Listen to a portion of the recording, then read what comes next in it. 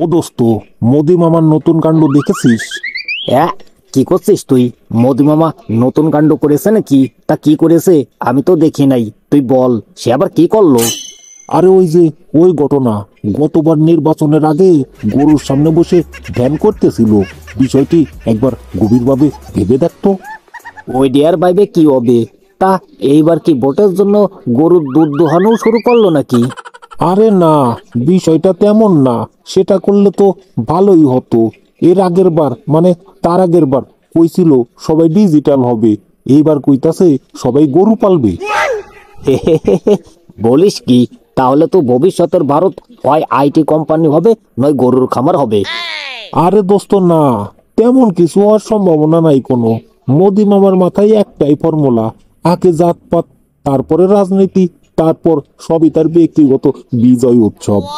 হয়, এটা তো এখনকার ট্রেন্ড হয়ে গেছে।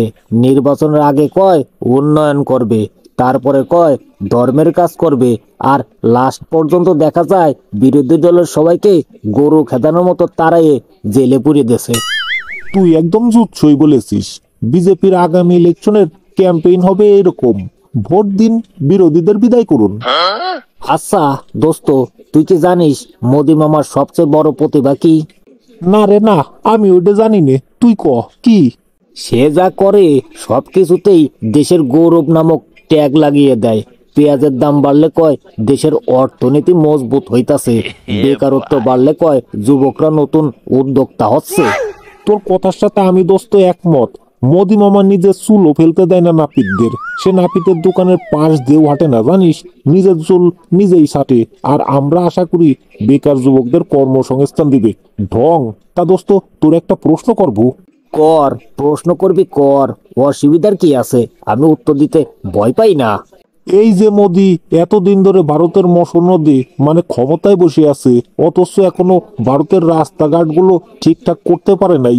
কেন পারে নাই বলতে পারিস? তোর প্রশ্ন শুনে হাসি দিবার চাইছিলাম, কিন্তু হাসলাম না, হাসি চাপা দিলাম। ওরে ভাই, রাস্তা ঠিক থাকলে মানুষ প্রতিবাদ করতে রাস্তায় নামবে, তাই খারাপ রেখেছে। বুঝিস না বিষয়টা? বাহ, বারে বাহ। মোদি মামা শুধু দেখতেছি প্রধানমন্ত্রী না, মাস্টার মাইন্ডও বটে। শোন দোস্ত, তুই আমার কথা শোন। একদিন দেখবি মোদি গরুকে ভোটের অধিকার দিয়ে দিবে, আর বলবে এটাই ভারতীয় সংস্কৃতি। তুই রাইট বলেছিস, আমি তোর কথায় ভোট দিলাম।